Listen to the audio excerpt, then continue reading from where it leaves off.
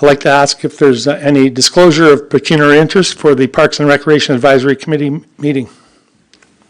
Seeing none, I'd like to look for a mover and a seconder for approval of the agenda for September 25th. Ron, Mike, any comments, questions? Linda? Roslyn? No. All in favor? Passed. Also, a mover and a seconder for the approval of today's minutes, or minutes of the July 24th Parks and Recreation Advisory Committee meeting. Ron again, Linda, Councillor Reid.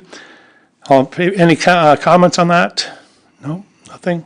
All in favor? Passed. Okay, we have no delegations or presentations, no public input that I can see, nothing in correspondence. Item number 8, we have items for committee's consideration. We have a staff report from Director Jacqueline Grimmin. Thank you, through Mr. Chair, to the committee. I'm bringing back this report as a request from the committee at the last meeting with regards to the beach volleyball court project that has since been cancelled. We had a group, a local organization that had brought this project forward to us back in 2023, had taken some steps with staff to identify a site, location, and a bit of a design for a space in Centennial Park to locate 2 courts.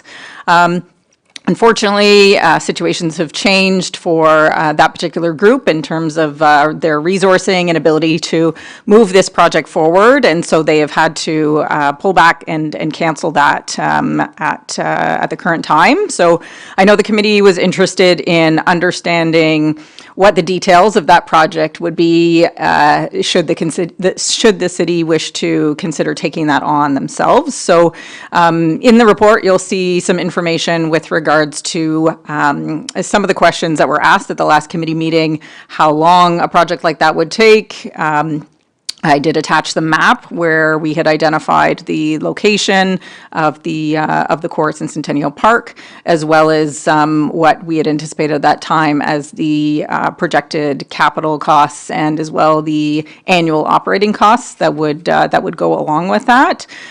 So construction was estimated at that time, back in 2024, to be between $50,000 and $60,000 for the construction of those courts, and then approximately $7,800 in ongoing annual operating costs, which was a combination of staffing, equipment, and court maintenance supplies.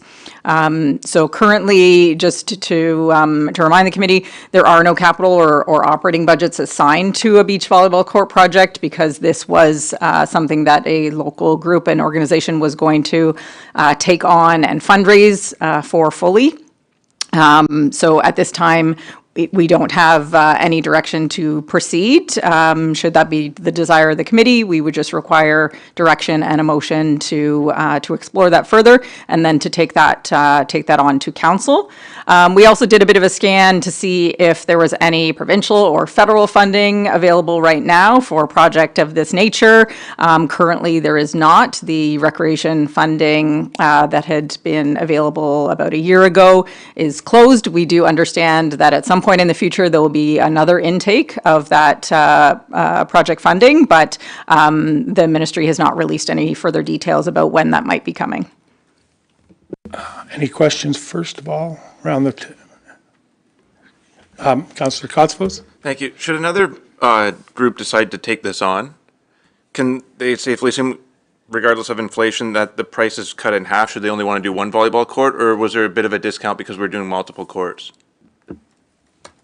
Through Mr. Chair to Councillor Kotsavos, yes, technically they could cut that price in half. I think there were some benefits to co-locating 2 courts. We also had structured the plan in Centennial Park to allow for the future growth of 2 additional courts, to have a 4-court facility should the need and interest grow. But yeah, certainly we would be willing to work with any groups should they just be interested in locating 1 court. And the city's expectation to follow up, if this group were to raise the funds and build the court, the city would still be, they'd be on the hook for maintaining it, correct? There'd be a partnership there? That's correct. Yeah, we had intended all along for the project or the court to be transitioned to city ownership and to remain in city ownership, so the city would wear those annual operating costs and be responsible for the ongoing maintenance and operations. Ms. Fuller? Thank you, Mr. Chair. Thank you, Jacqueline, for bringing that forward and providing some context around what had been planned. My question is more around, is there a way to phase this in under the master plan? And is there a way to phase it in? It is a significant cost, and I know you're weighing that against the overall investment strategy. I'm just wondering if there's a way to dovetail this in and then put it into buckets in terms of phasing, if there's a way we could do that. Director Grimmin. Thank you, through Mr. Chair, to Member Fuller. Certainly, anything is possible. I think to optimize a project like this and to maximize the spend, minimize kind of additional dollars needing to be required. Mobilizing a site once instead of twice is obviously more cost effective. So while it could certainly be done in multiple phases, there might be some efficiencies to be found with doing kind of, the two courts first and then expanding and looking at any future enhancements or additions beyond that. But we'd be willing to entertain any opportunities. With regards to the master plan, we do obviously already have a beach volleyball court in the Frankfurt Tourist Park. I know that does see some use. The master plan itself did note that if we are looking at providing additional beach volleyball courts in the community, that we should look to collaborate with any interested parties to do so and to fund the project.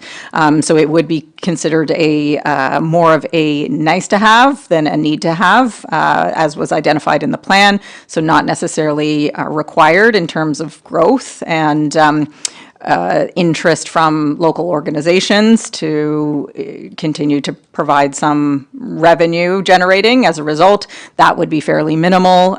We did have one group identify early on in the previous project that they might look at securing some permitted time, but that would only be potentially 4 to 6 hours a week. So really it would just be specifically for community use, and there wouldn't be much of a revenue model behind it.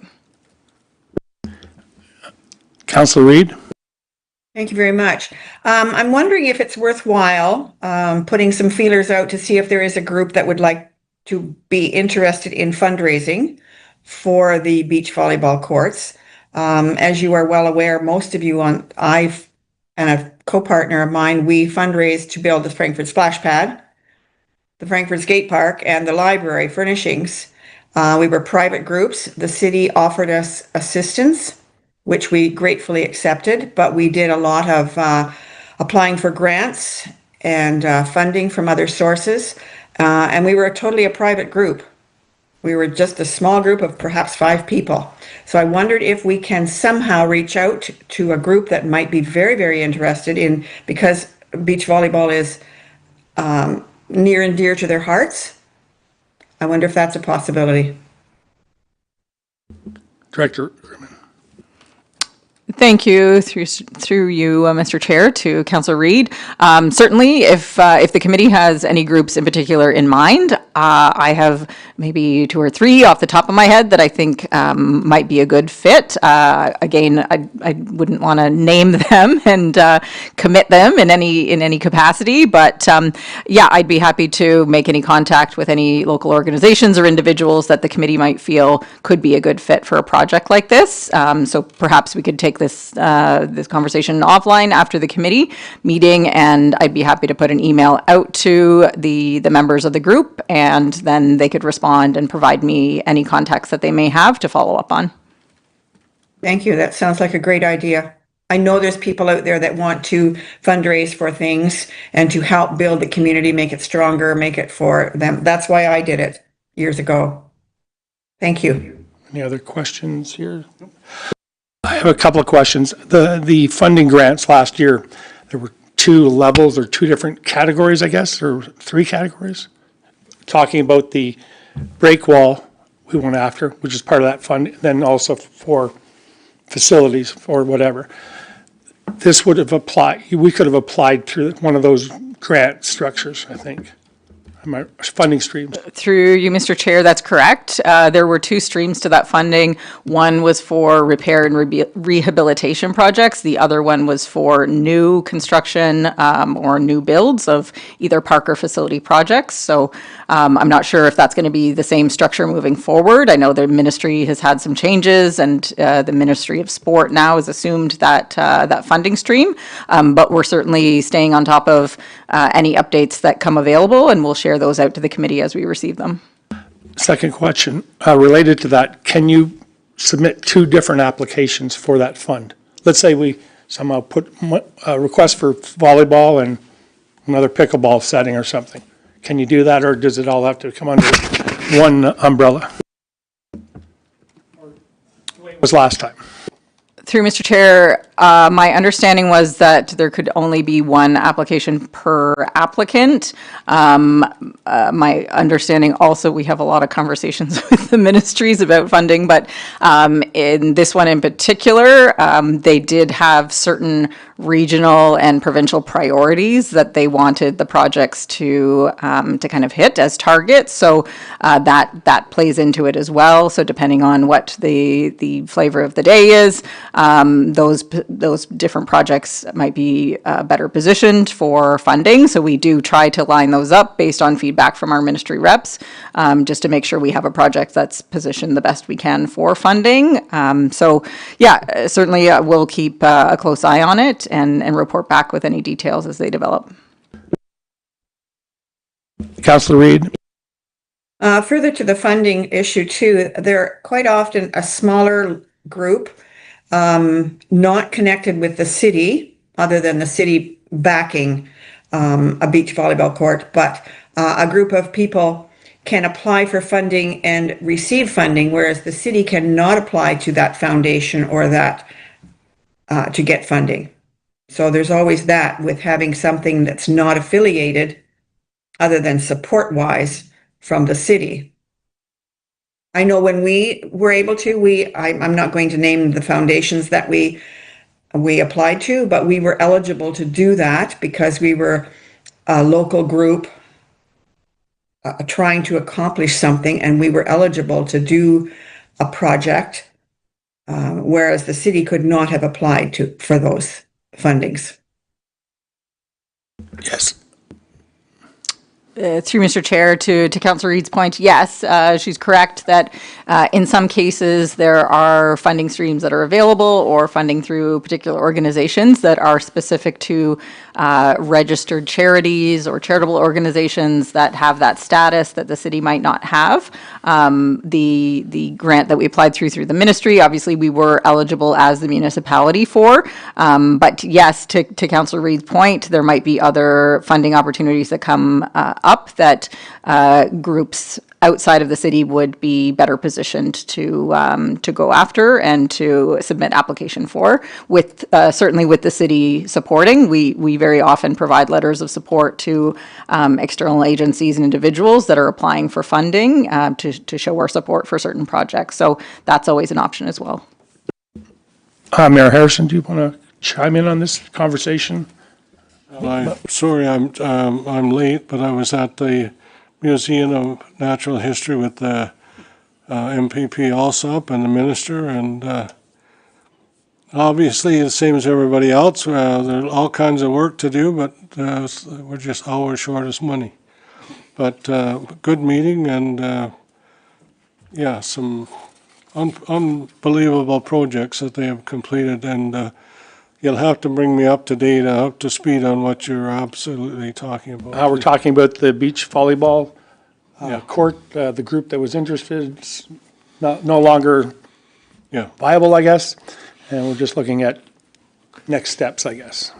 That's what happens when we all get down to, when the pedal hits the metal and the money's and I know I can tell you that we did get some money for our fire department for some specific equipment that they need, and they're going to certainly go after that and use it to help our first responders. Is there a lot of money? I can't say there is. If there's an election coming, we have a better chance under those circumstances. But that's where we're at this point. Thank you. Okay, my question would be to, what would be next steps for those people that are interested in a volleyball, beach volleyball, but, they're not into the fundraising aspect, like who should carry the torch? The city, volunteer group like Linda Reed mentioned, collaboration between the two? Just your... Through Mr. Chair, so I think what Councillor Reid was suggesting was that we take a scan of any groups in the community that might be interested in taking on this project, knowing that a lot of the work has been done in the background already to kind of get it to, as close to shovel ready as possible. And really, it's just kind of the fundraising aspect that would be needed to move this forward and to take it forward to the finish line. So I think what we might want to do is just, like I said, outside of the committee meeting today, I can follow up with an email to the committee members. I can take suggestions and contacts for any different individuals or agencies. We can reach out and see if there's any interest, and then I can follow up at a future committee meeting on any reach outs and the result of those, if that's the committee's desire. The group applied for $5,000 and got it, or were approved, but they never used it. So that money went back into the pot and then has disappeared? Through Mr. Chair, the group did return the $5,000 community grant that they had received. So yes, that we have that back in city ownership now. So a group, if it gets formed, they could apply for that external agency funding? Through you, Mr. Chair, we have the Community Grant Fund currently open for applications, closing in the next few days, at the end of this month, I believe. So yes, they could make another application for 2026 and continue to carry that project forward. The maximum funding amount is still $5,000 under that policy and project. Mr. Whitney? Just for my own information, Director, this is on city property, so it couldn't be privately named. For example, if Coca-Cola gave a bunch of money, it couldn't be called Coca-Cola Park or anything like that because it's on private. Through you, Mr. Chair, to Member Whitney, great question, and actually very great timing of your question. So the city just recently approved and adopted a corporate sponsorship and advertising policy. So that policy does allow us now to look to sponsorships or naming rights. Sorry, we also adopted recently a naming of corporate assets policy that we can go out either and solicit for a naming partner that would pay us a contribution to have their name on something. There's a couple of different ways that could happen, or they could come to us and suggest that something be named. We do kind of have specific criteria and assets that we allow for naming and others that we don't, but certainly something like that would be applicable to a naming arrangement and something that we'd be absolutely willing to entertain. Okay, any further questions? So we have a resolution on the floor. Do we need a mover and a seconder for that, to approve it? Need a mover and a seconder to accept the report as information from Director Grimmin. Mr. Kotzavos, Mr. Guest, any questions? All in favor? Carry. We have another report on the sports dome. No? Through Mr. Chair, under new business, there's another agenda item before that. Sorry about that. That's okay. We have one of our members has left, and now we need to fill that position. Did you want to discuss that?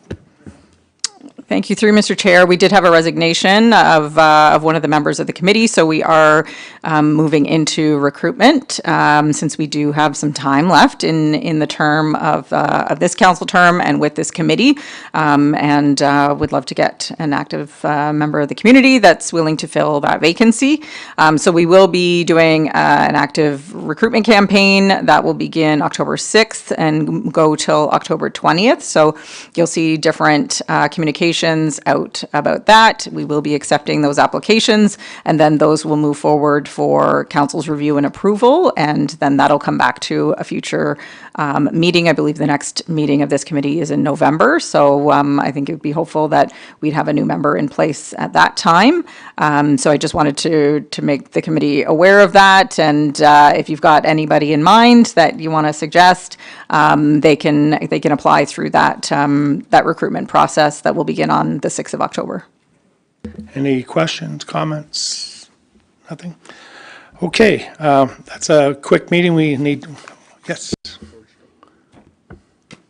Through Mr. Chair, there was just one more agenda item, and this was more of an update with regards to a conversation that myself and Member Fuller had. So I want to thank Ms. Fuller for connecting me with a gentleman, Mr. Vitale, who owns and operates a company that constructs and operates sports domes very successfully across the province. And, you know, more locally, the Loyalist Dome is operated by his company.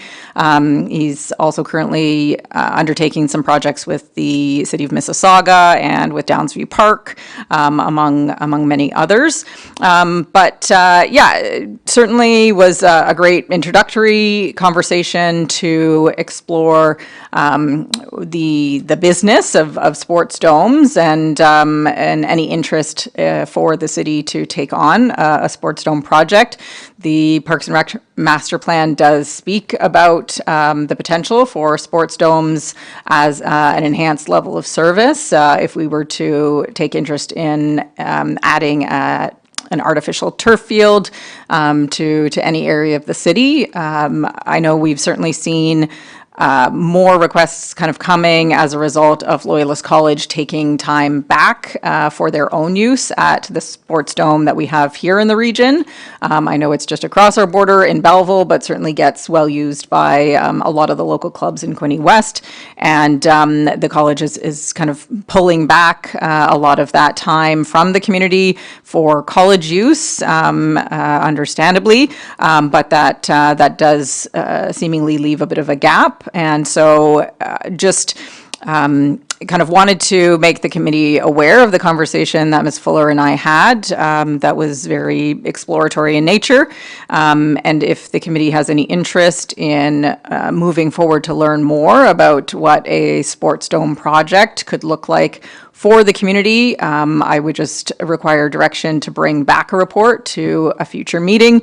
I know, as we mentioned, the next meeting would be at the end of November, so that would be an appropriate timeline for me to pull together some of that information, just for the committee's, review and information purposes, and then we could go from there. I don't want to put her on the spot, but I didn't know if Ms. Fuller had any other comments she wanted to add.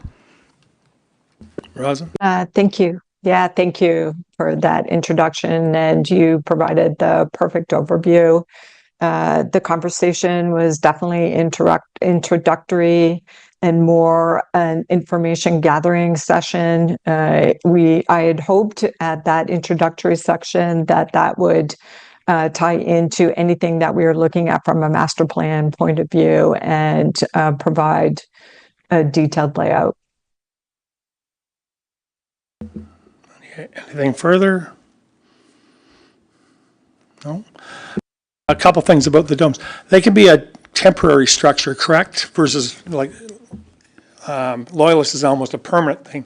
I've seen them in Ottawa, Lansdowne and GG Field, where they're, for the winter, it's almost like a parachute in a sense, it looks like it, but they rent it out for all kinds of stuff. And then in the spring, they remove it.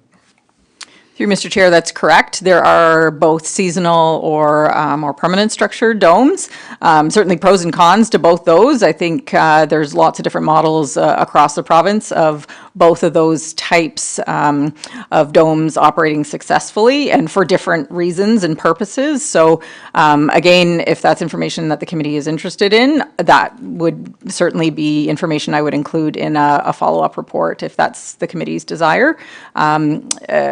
Lots of different uses as well in terms of not just what used to be seen as just a soccer dome.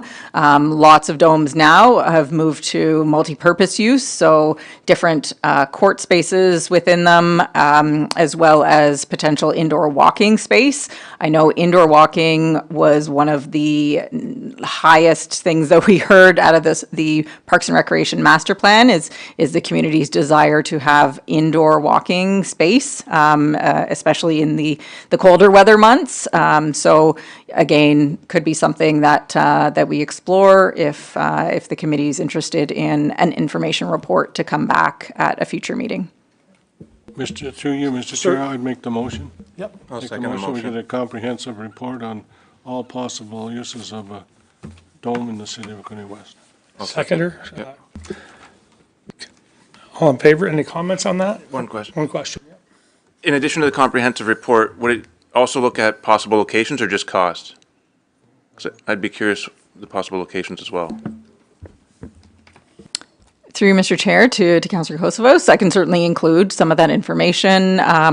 Obviously, I left that meeting with my wheels turning and in some different thoughts in that regard. So I can bring back some information with regards to current city-owned lands and what might be possible. And then we can certainly get into further discussion once the report comes back on any future recommendations that might need to move forward to council, again, if that's the committee's desire. But this will at least give us the basis for how domes operate, what the different models are, potential costing structures, and location or land need options as a result. Absolutely. All in favor? Carried. Okay, anything else? Anybody would like to add related to Parks and Rec? Oh, Rosin? Yes, through Mr. Chair to the group, I did want to throw out that I have been actively involved in the county marathon, which does run next week. They did double the amount of registered runners this year, so Prince Edward County will host close to 1,200 outside the community runners. It does generate quite a bit of income, so if that's something we ever want to consider for Trenton, the race director has offered at various times to do something within Trenton.